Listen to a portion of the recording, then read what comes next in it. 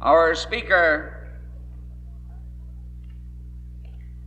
was educated in the city schools of Los Angeles, has a degree in political science and business administration from Principia College. He has had experience in the executive department of the government.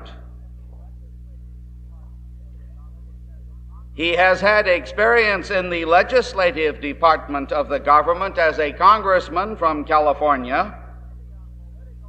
He has had the experience of being a victim of the Committee on Political Education, which drew on all the money, manpower that they could get, plus all the telephones they could rent in his district, plus redesigning the district in order to defeat him. So much so that they took these workers of the Committee on Political Education out of some other Western states, and as a result, some other conservatives were elected. Because Mr. Rousselot had to be purged from the Senate. And let us here rededicate ourselves to taking our vengeance on those in the Congress who are contributing to the American tragedy. This purveyor of sweetness and light, I'm quoting from the New York Times, they ought to know,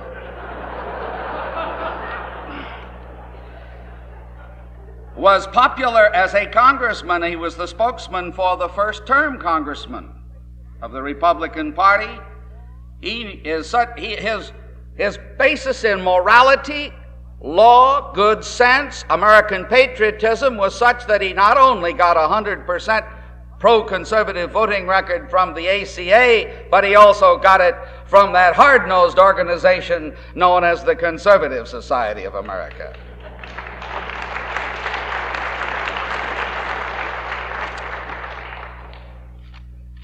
They tried to make him the invisible man, but he turned visible. Very visible indeed, first as the district governor of 6 western states for the John Birch Society. He is now publisher of the American Opinion magazine, called an informal review. He is in charge of all public relations for the John Birch Society, dedicated to a slogan and making a slogan a reality, both in the education of the people and the natural response to that education. And I wish to recognize the author of the slogan. The slogan is less government, more responsibility, and a better world. And the author, along with his wife, Mr. Robert Welch, is in the back of the room.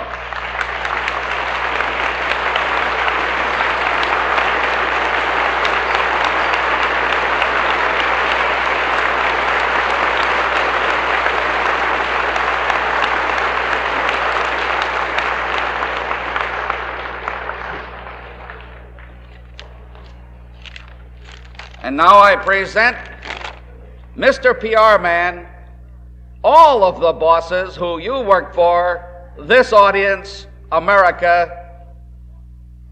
Give the United Nations a real tush-tush.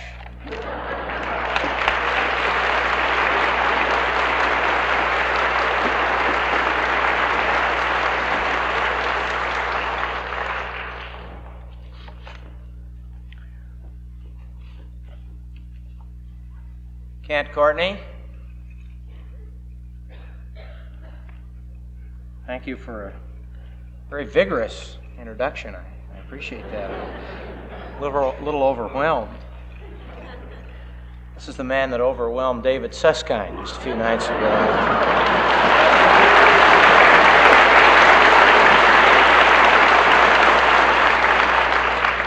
They call the program Open End. And Kent Courtney and Mrs. Lent and others, Reed Benson, who were on that show, they prove that when they have conservatives on that program, there's a real open end. They've got facts to back it up. I think he was looking for the open door at a couple of places there. I couldn't help but be amused when you talked about Newsweek magazine. I thought that was an interesting. He quoted from Newsweek magazine, and then there were quite a few groans on the panel there, as I recall. He said, well, he thought this was a bona fide source, and they all groaned again. I think he became convinced that you didn't trust that source, didn't you? Dr. White, it's really very inspiring to listen to someone talk about literature that really knows something about it. And I just wish there were a way we could get you on more college campuses. It would be very helpful. I don't know that James Baldwin would be very happy about it, but I don't know. We certainly need you at the University of California, let me assure you.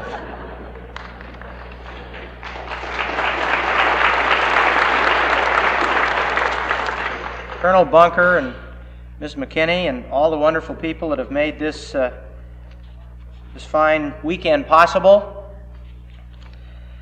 All you fine demonstrators for sanity, super patriots and all the rest, I'm just very pleased to be part of this program this evening. And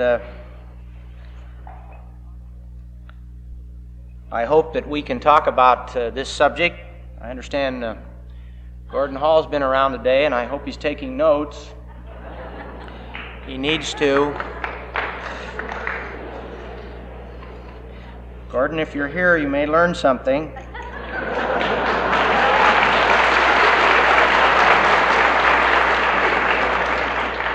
Or your agents.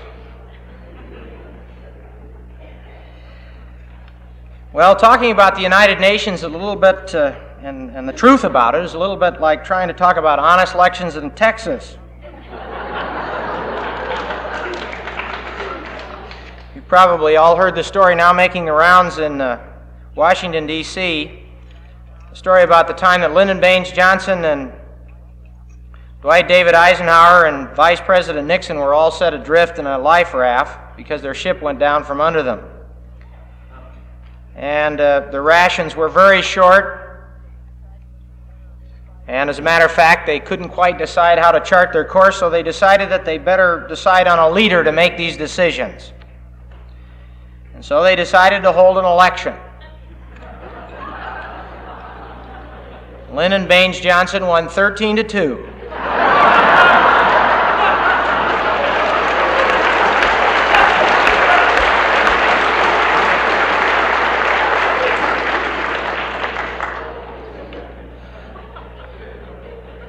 Now, talking about the United Nations today is a little like trying to get an honest election count in some of our areas in Chicago or Texas.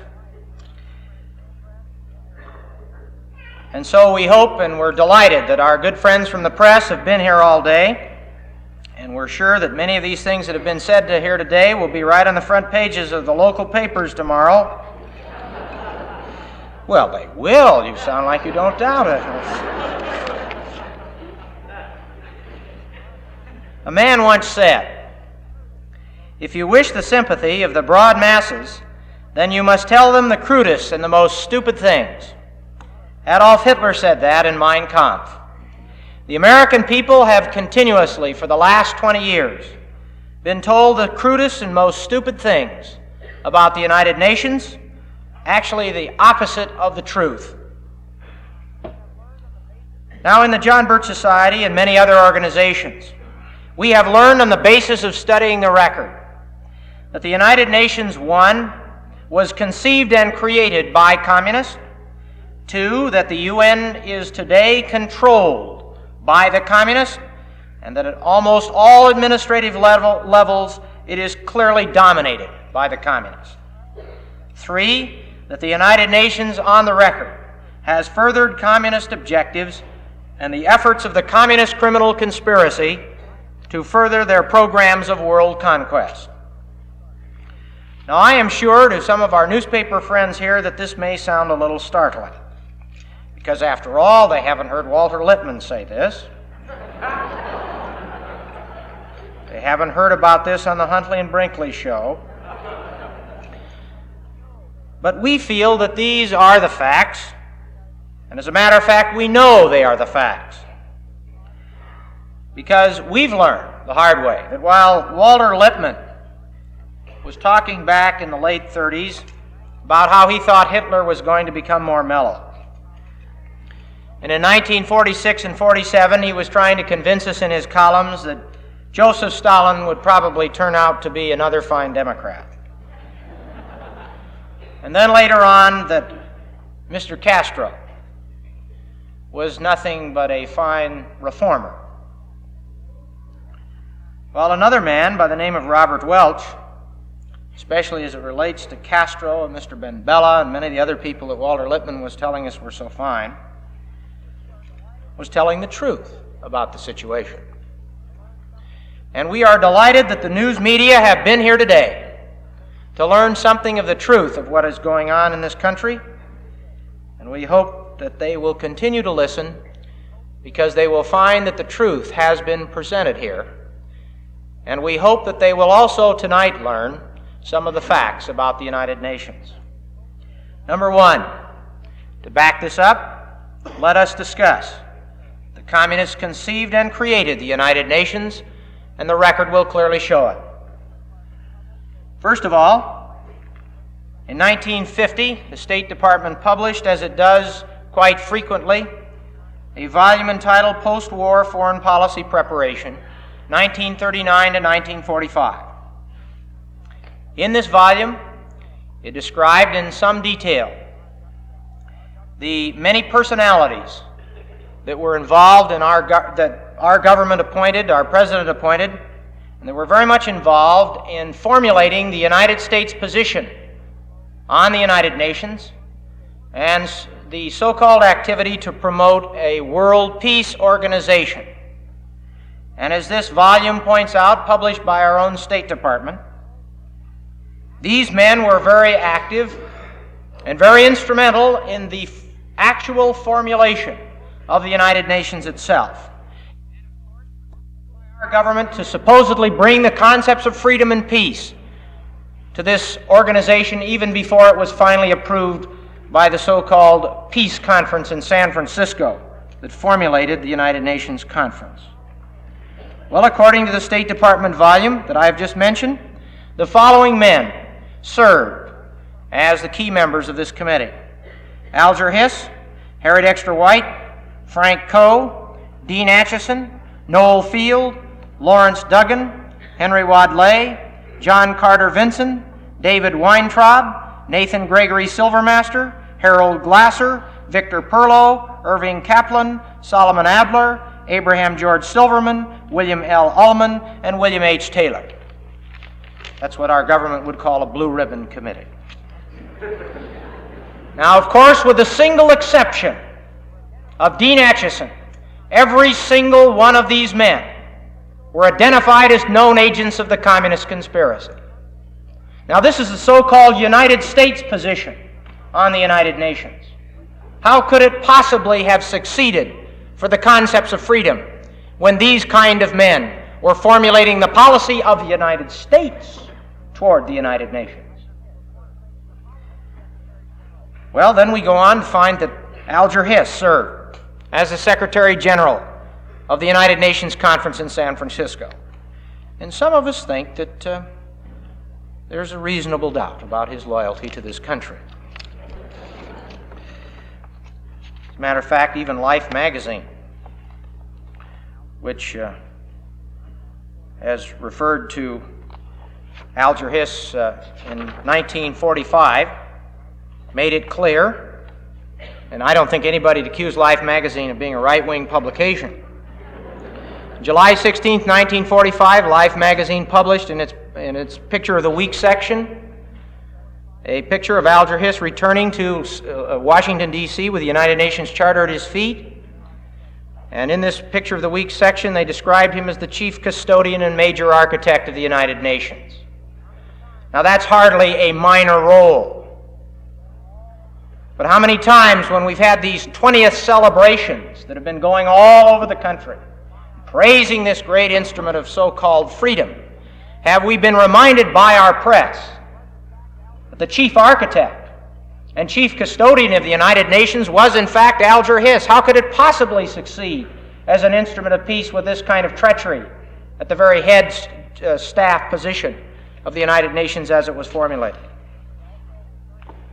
Well, we find that Alger Hiss hired most of the key staff people that did the paperwork in the formulation of this organization, that he also was very instrumental in designing the United Nations Charter along with Harry Dexter White and others.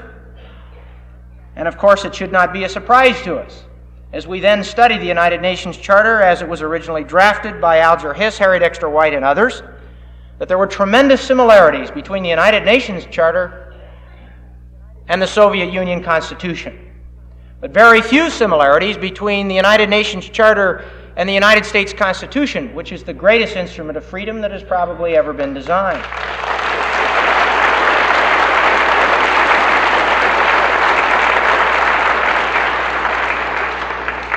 And yet we are told that our government was working for the concepts of peace and freedom at this convention at San Francisco. And yet we find the very direct result was a charter, an instrument of so-called world government, that completely undermined every basic concept of freedom and limited government that our Constitution had given us. Therefore, how can they possibly say that this was, when it has so many similarities to the Soviet Union Constitution? As a matter of fact, the verbiage is almost the same in many respects. That it could possibly be anything but a full instrument of tyranny, which is exactly what it is. Well, we also find, as we dig more deeply into the formulating activities of the United Nations Charter, people say, well, it got off to a good start. It was just that it was betrayed a little later on. Some of the wrong people got into power. Oh, the communists really didn't have much to do with this organization. They, as a matter of fact, objected to some of the things that were being recommended. And consequently, right from the beginning, it was all right, but it kind of got off the track. Right from the beginning, the communists controlled this organization. They controlled the formulating policy committees that met at San Francisco, and that can be shown by, if nothing else, just reading communist publications, which made it clear that they fully supported the United Nations effort right from the beginning, and they dictated what that conference finally produced.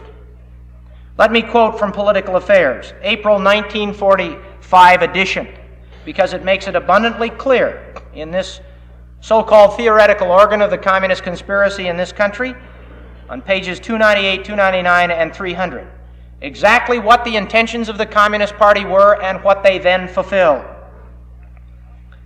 They say, quote, in their editorial, the main question for us in connection with the San Francisco Conference is to assure the adherence of the United States to the World Security Organization.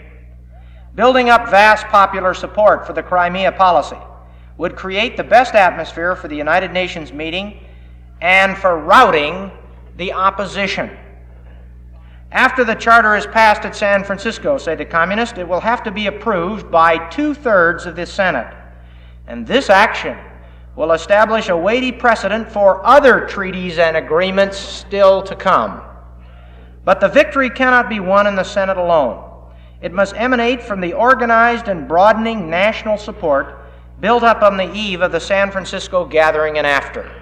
Then the communists continue.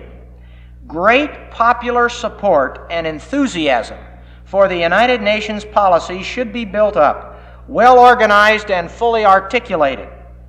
But it is also necessary to do more than that.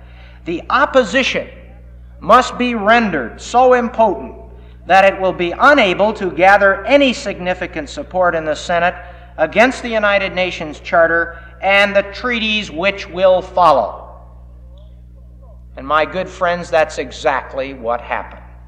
There were only 2 votes against that treaty, so-called treaty, in the Senate of the United States, and many of the senators who later had voted for it, said that they regretted the day that they had not more carefully studied this insidious instrument of tyranny. And that's exactly what it is. But the communists clearly outlined, because of course, in their continual effectiveness in their publications telling their discipline agents what to do. They have been successful time and time again in getting thousands of other non-communist hands to do their bidding for them, always in the name of so-called humanitarian purposes. But the communists made it clear right from the beginning that they not only supported the United Nations, but they wanted to make all possible opposition, completely render it impotent, and they were successful. And so when someone tells you, well, after all, the United Nations was conceived in great glory. It wasn't conceived in great glory. It was conceived as a full instrument of the Soviet communist conspiracy right from the beginning, and let's begin to tell more of our neighbors and school teachers about it.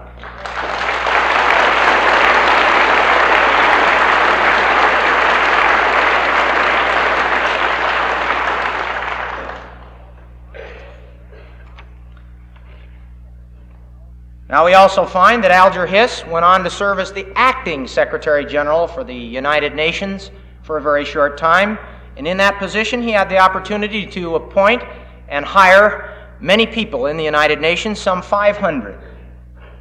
Many of those people are still there. We're not claiming they're all communists, but we think it's possible he might have appointed one or two other communists, just on the basis of looking at his background.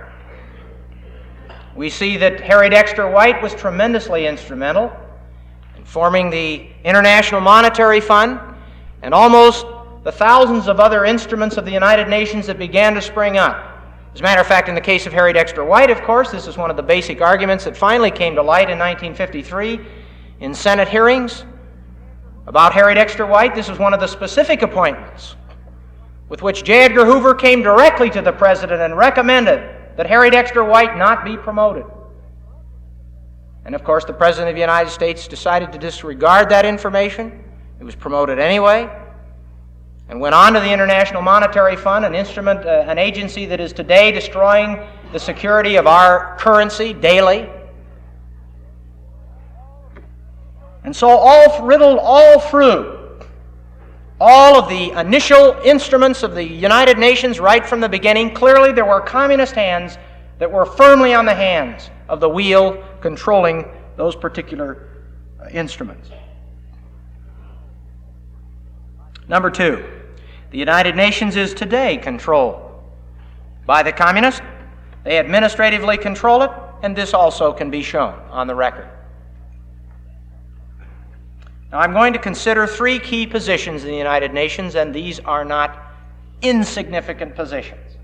You know, so many times our friends from the left wing say, well, that's the trouble with all you right-wingers. Of course there's communists in the United Nations, but they're really in insignificant staff positions. They really don't dominate this organization. Well, let us see if those so-called claims are correct. There are three major positions in the United Nations, and I only have time to consider three. There are many others that clearly indicate the firm control that the communists have of this organization right now. The Secretary General of the United Nations, the Undersecretary General for Political and Security Council Affairs, and the Undersecretary General for Special Events. Let us consider each of these three very important positions in the United Nations. Secretary General of the United Nations is today filled by a man by the name, of course, by the name of U Thant. I think in Burmese language that means Mr. Clean.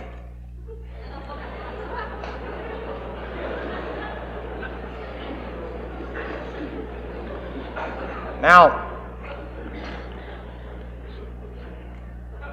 Mr. U Thant is a man who, during the time that he served in his own Burmese government, was an active and open man to support communists in his government, and also said that they must be there in order that all positions, I think the term he used, so there could be a consensus of opinion.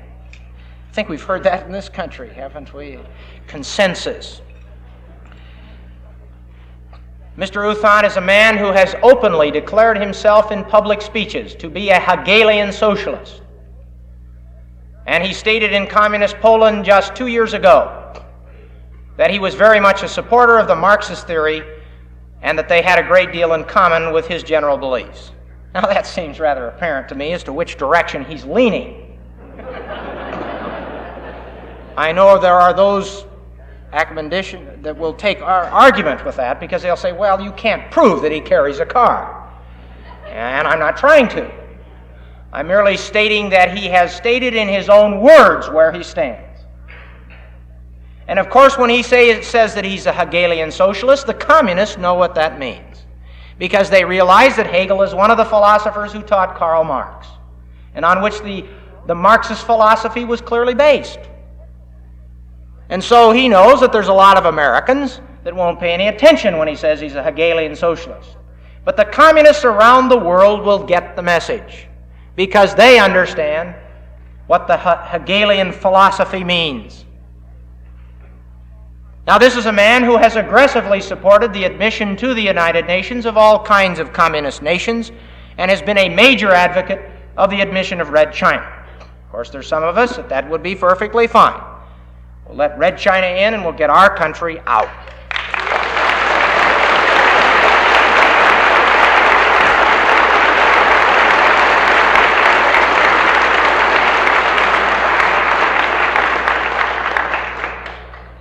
Mr. Rousselot runs all over the world praising the wonderful people that he knows in all the communist countries. He says they're very sincere. We know they're sincere. They're just working for the wrong kind of things. He's constantly praised Mao Zedong as a very forbearing peasant. Now, we think that many of these signposts along the road are rather obvious, and that in all of his actions in the United Nations, that he has been clear and definite and decisive in all of his support of the communist activities around the world, and that he has done everything to aid and abet the communist conspiracy in and out of the United Nations and around the world. And here at the key staff position in the United Nations is a man who brags about his communist leanings and activities.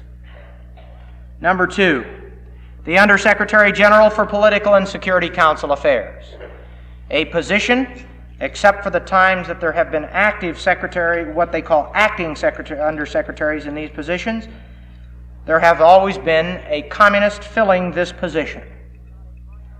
And the Undersecretary General for Political and Security Council Affairs is not a minor role in the United Nations. And of course, my own senator from my state, Senator Kuechel, keeps saying, well, Mr. Rousselot and others, they keep saying that it's the director of the military organization that's a communist. I've never said that. We've always made it clear that it is the Undersecretary General for Political and Security Council Affairs. Of course, that's a long term, and I don't know whether Senator Kuechel can get it straight.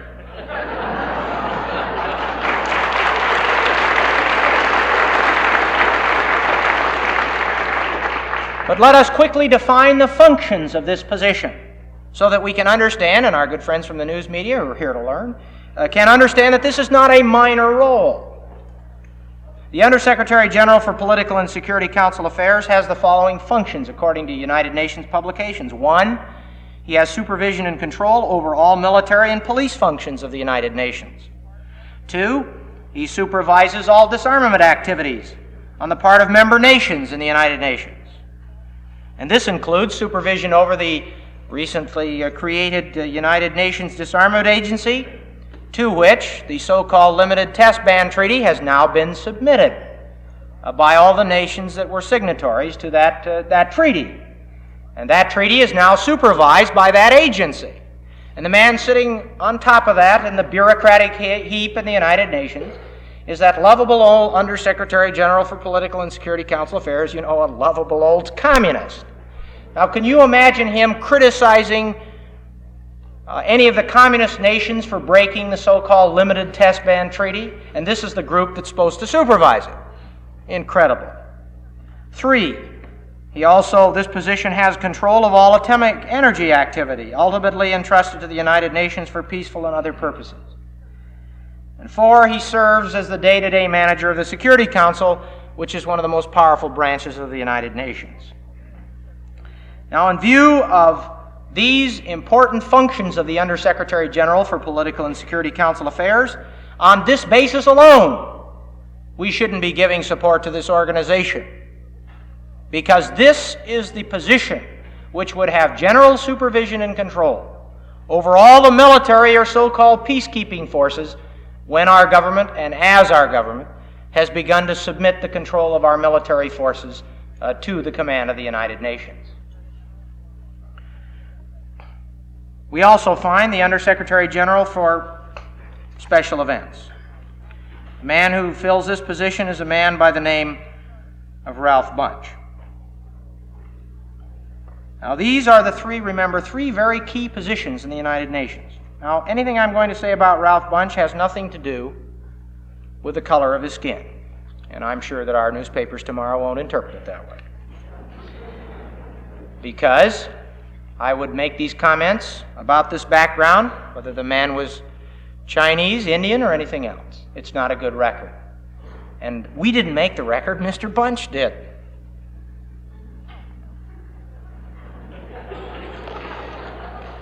Well,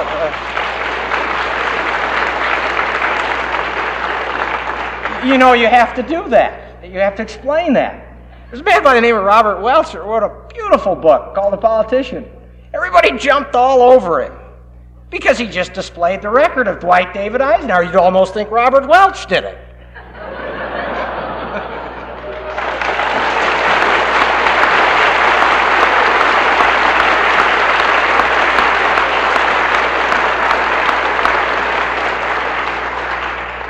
Now, this is a brief resume of the activities of Ralph Bunche.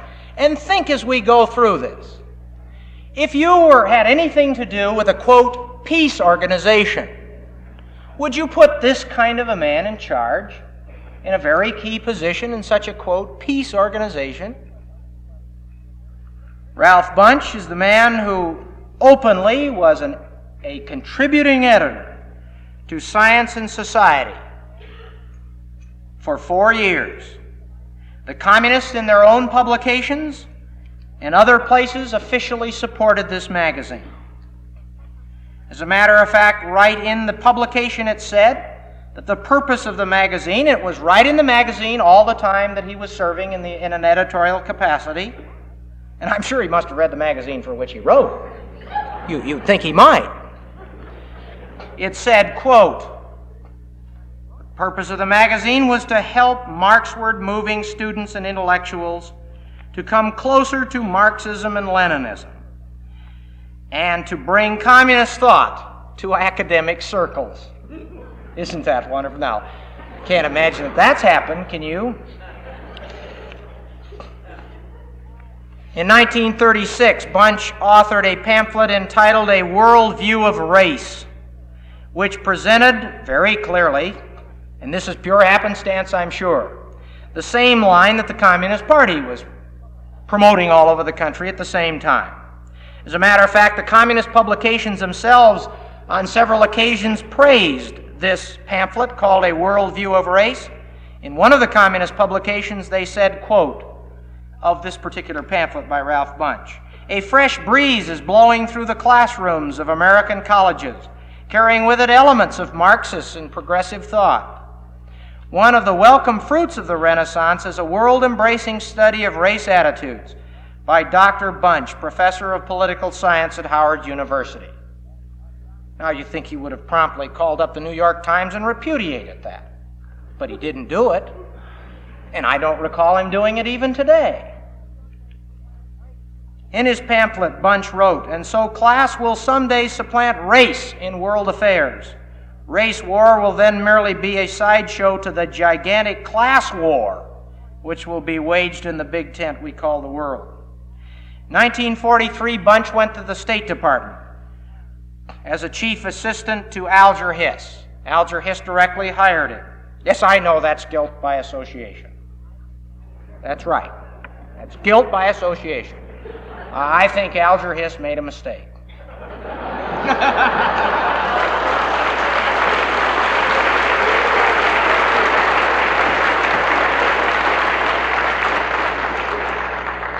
Ralph Bunche became one of the leaders, along with Alger Hiss, of organizing the Independent Progressive Party, which according to congressional investigating committees was, quote, considered by the American Communist Party and by Soviet officials as an instrument of communist policy, propaganda, and military intelligence. Well, that language seems plain to me. On August 19, 1948, after Alger Hiss had been fully and completely exposed as a known communist agent by many people, Bunch sent him a letter in which he stated, quote, "I want you to know that I am in your corner." During the time that Ralph Bunch served in the State Department, he was continually running into communists that he just happened to hire. One of these was Jack S. Harris, a man whose communist and pro-communist background was so poor and so bad and so obvious and so odious that even the State Department Security Division couldn't take it. Now imagine that. And that's something.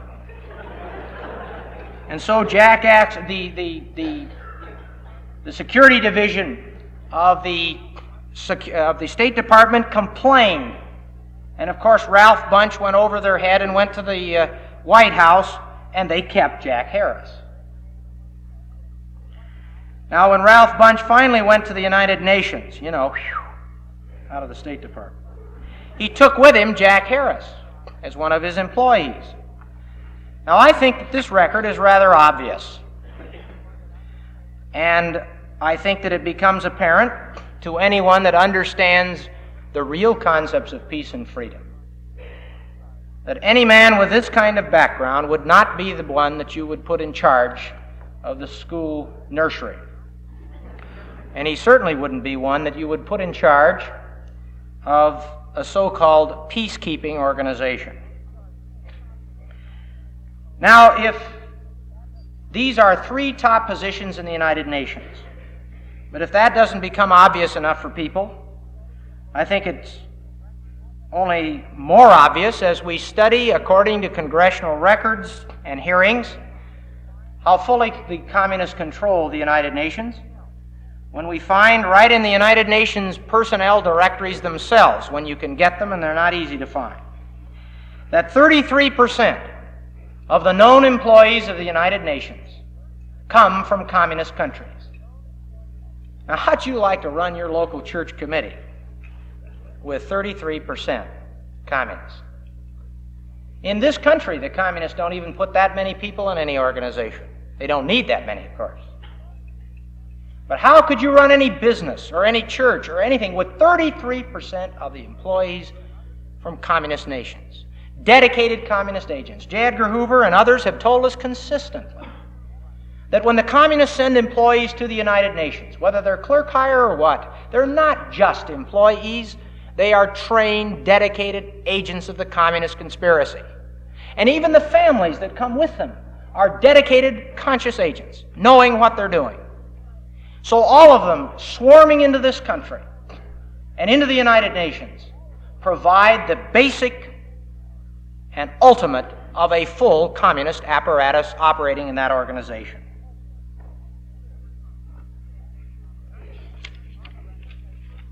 Number 3, the United Nations, on the record, has furthered the objectives of the Communist Party in their efforts of global conquest.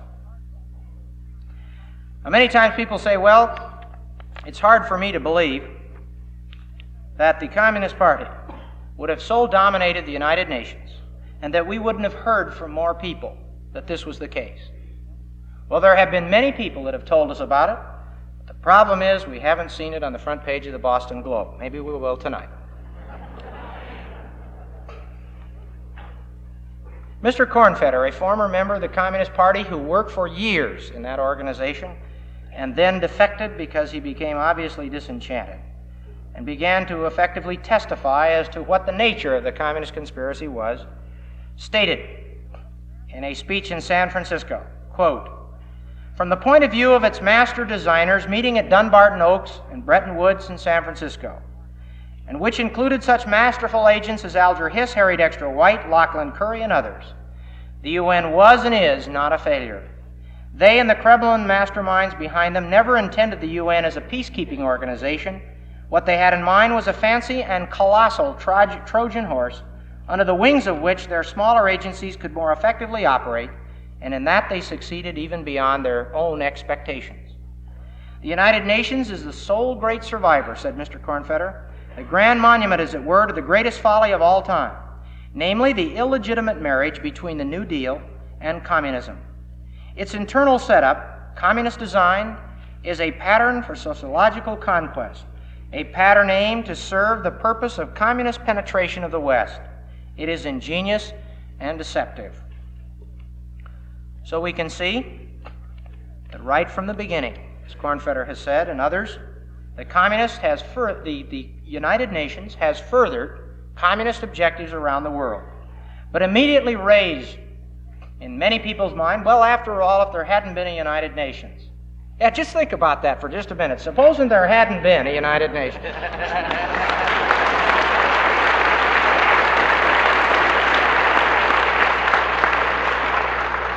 Her statement is, well, if there hadn't been a United Nations, there would have been thousands of wars all over. Just think if there hadn't been a United Nations. Almost, not quite, 1 billion people have gone behind the Iron Curtain since the United Nations was formed. So what did the United Nations do to stop the greatest colonial and power ever developed and established? What did it do to preserve the peace when the communists were on the offense? Nothing. As a matter of fact, it protected it, and the record will show that. The main so-called showcases of the great peacekeeping efforts of the United Nations that are always held up to us, well, look at Korea.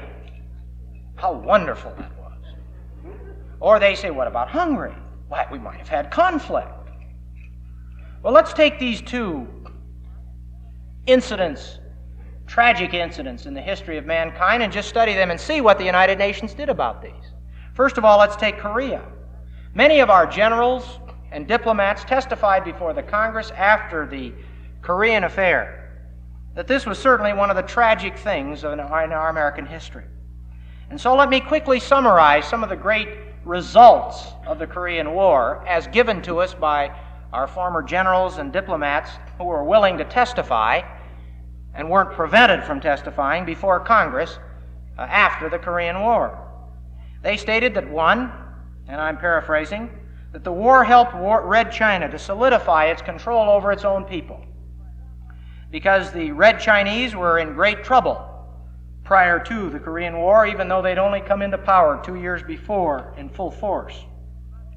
Because famine and harsh conditions were beginning to develop, and the communist leaders in China had to do something to divert the attention of those that were in governmental positions and other things, and certainly the people. And so they created, or helped create, this so-called war in Korea, using the North Koreans, as the communists always do. And so the war climate in the United States had a similar distracting influence on our people, because many disastrous measures were put into effect in this country in the name of war and emergency and everything else, many of which have never been removed. The United States lost considerable prestige around the world, particularly in Asia and Latin America, because we became known as a paper tiger. The Red Chinese and others communist countries began to beam radio broadcasts saying, well, look at America and look at the United Nations. It can't even do anything about this poor little North Korean army. And they kept propagandizing, well, pretty soon the United States will ask for a peace conference. And they kept ridiculing the United States, this great, big, mighty nation that could do nothing for fighting these poor little peasants from North Korea. And this is the way it was propagandized. And they said, besides, you can't always count on the Americans. They won't really fight here.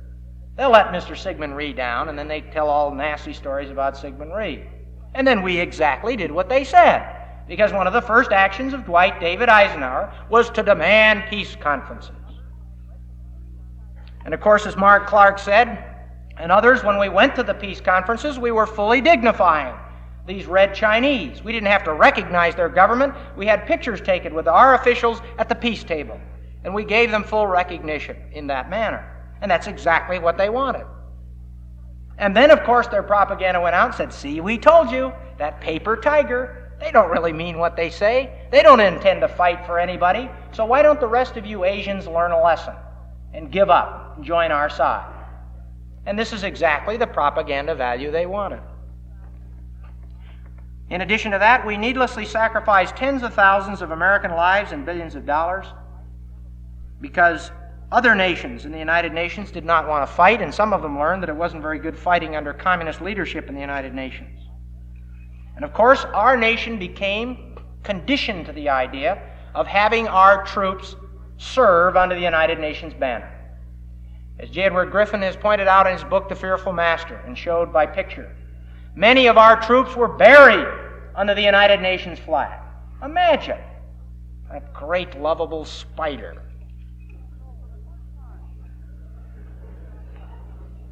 And so for the first time, and this is probably the most important point, as General MacArthur brought out so clearly, for the first time in American military history, the United States was not victorious in a war in which it entered. It gave up. It quit. It wasn't allowed to win a war, and those generals who tried were reprimanded publicly for trying to win a war. You know, they were escalating the war, although they didn't use that term then. So Korea wasn't a victory for anybody but the United Nations and the communists. It prevented the forces of freedom from really trying to win a war, and it certainly completely discouraged the Asiatic people because it made it clear who was running the show. Well, let's take Hungary, because that's probably even more tragic in many respects. Now, for years, our nation had been, prior to the Hungarian Revolution, our nation had been pumping in by radio all kinds of broadcasts behind the Iron Curtain, telling these people that if the day would come when they would be able to rise up and do something about the tyranny that was being imposed upon them in the communist nations, the satellite nations in Eastern Europe. And this was constantly beamed in. And so the Hungarian people actually believed this. And they began to organize units to begin to do something about it. And the tremendous dedication that was shown in that fight when they finally routed out the Russian troops out of Budapest can be shown in the incident of the one girl who offered herself as a burning torch in order to make sure that the victory was won for that particular engagement. And so immediately, the freedom fighters of Hungary took to the air, the radio station they captured, and appealed to this great instrument of peace that they'd learned was an instrument of peace from our government on Radio Free Europe and so forth. They appealed directly to the United Nations on the radio and to the United States and others to help them to be free. And of course, nothing happened. Not one single observer team was sent in to Budapest. Now, mind you, 4 years later, those lovable blue-helmeted troops could send, the UN could send all kinds of troops into the Congo, into the Katanga province for a government that was free and didn't want them in there. They could move right in and slaughter thousands of people in the street there. But in the case of Hungary, they couldn't do anything. They did nothing. This great instrument of peace. And so this began to disturb a great number of people, including one man who was in the United Nations itself, a man by the name of Bang Jensen. He was a dedicated believer in the United Nations, an administrative assistant to Dag Hammarskjöld. And so he began to investigate, and to make a long story short, he accumulated a mass of evidence that made it abundantly clear to him that basically the reason that nothing was done was because the communists controlled the key positions in the United Nations and didn't allow anything to happen. And also that the freedom fighters were constantly betrayed at every movement, and that the Russians merely used this as a system of purging and flushing out those who had some resistance and patriotism and religious belief enough and were willing to fight even with bricks to free their city, and then they just marched the troops right back in because they were guaranteed by the Secretary General of the United Nations that nothing would be done. And so Mr. Bang Jensen, after continuing and gathering all this information, he decided that somebody ought to know about this. And so he gathered it up and said, well, I'll go to the United States government. So he made contact with Henry Cabot Lodge. And he was sent then eventually to the CIA, Mr. Dulles, and of course nothing happened. And 3 years later, Mr. Bang Jensen was found murdered in a park in New York. his face in the mud. New York Times told us it was suicide. Later, the Internal Security Committee of the Senate did an intensive investigation and showed very clearly that it was murdered. And one of the reasons he'd been murdered is he'd found out what was happening at the United Nations. He began to find that it was basically controlled by forces, communist and collectivist forces that didn't want to stop the communist conspiracy in any way. As a matter of fact, they were giving it protection in its global conquest. There has recently been, an article was written by William Henry Chamberlain in the Freeman publication, Is the United Nations Really Necessary? And in great detail, they outline the so-called record of the United Nations. And of course, I know you're all familiar, and I hope you will make use of this very fine publication by G. Edward Griffin, a Western Islands publication, The Fearful Master. Because this clearly outlines the record of the United Nations. It is not an instrument of peace. It is a full instrument of the Soviet communist conspiracy. And so to summarize very quickly, 1, the United Nations was conceived and created by the communists. The United Nations is today controlled administratively by the communists, and the United Nations has furthered the record of communist objectives. Now quickly, what can we do? 1, I believe that we have a real job to do in our schoolrooms. Now, our school teachers tell us constantly they believe in academic freedom. Fine. Let's put them to the real test. Let's have the other side of the United Nations in every single school library in the country.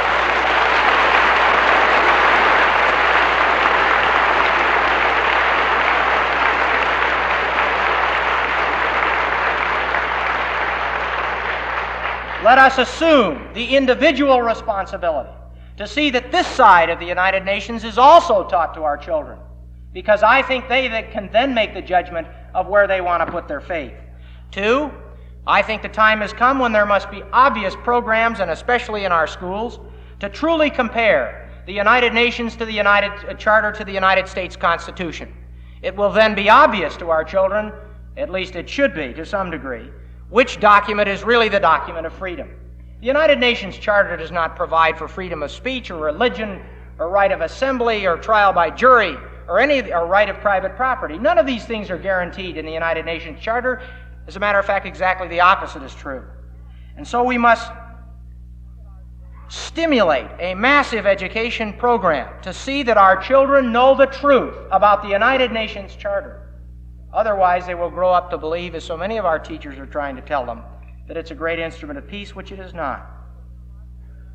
I think that we should make sure that J. Edgar Hoover's remarks on the United Nations, which he has continually made each year before the Congress, are made known to more people. And by the way, he is now in advance printing his own testimony. Each time he gives it, he finds that sometimes the Congress gets a little sluggish in what it publishes. You recall that last year he testified in 64 about the communist penetration of the civil rights movement. Lyndon Baines Johnson sent word over that he wanted that held up because it might hurt the ability of the so-called Civil Rights Act to pass. And it was held up. And so J. Edgar Hoover is now publishing his own testimony. You can get this now from the local bureau of the Federal Bureau of Investigation. His annual report of 1965 clearly details that one of the largest operative points of the communist conspiracy in this country is, in fact, the United Nations. And I think this report should be distributed in our schoolrooms so that they can begin to understand what the nature and intent of the United Nations, and of course that isn't the only thing he covers in those reports. 3, I think we should support legislation and those national leaders who are trying to tell us the truth about the United Nations. Ezra Taft Benson has given many wonderful talks on this organization, and I think we should work to bring him to our communities. Congressman James Udd of California has consistently introduced resolutions calling for the United States to get out of the United Nations and to get that country out.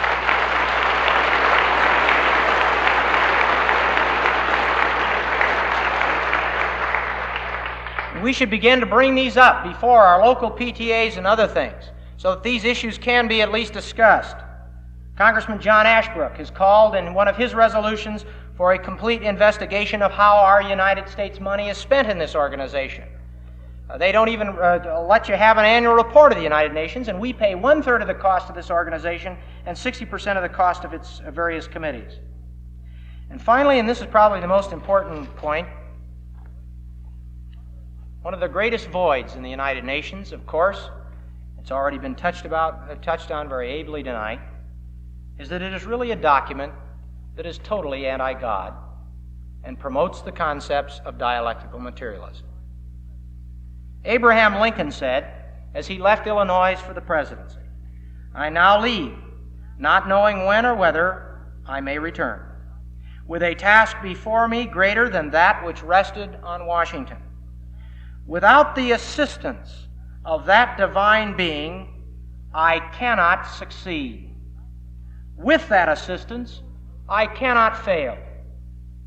Now, every single major leader of our country has always turned to God for guidance. Our founding fathers and all of the successful leaders that have followed them have been willing to realize that God's guidance is needed. The United States Constitution provides for this. The United Nations Charter does not. On this basis alone, it should be rejected. I believe we can win this battle only if we are willing to make sure that in all areas of education, the true nature and atheistic, dialectic, materialist nature of the United Nations Charter is made fully known to every citizen. Let's get at the job. Thank you very much.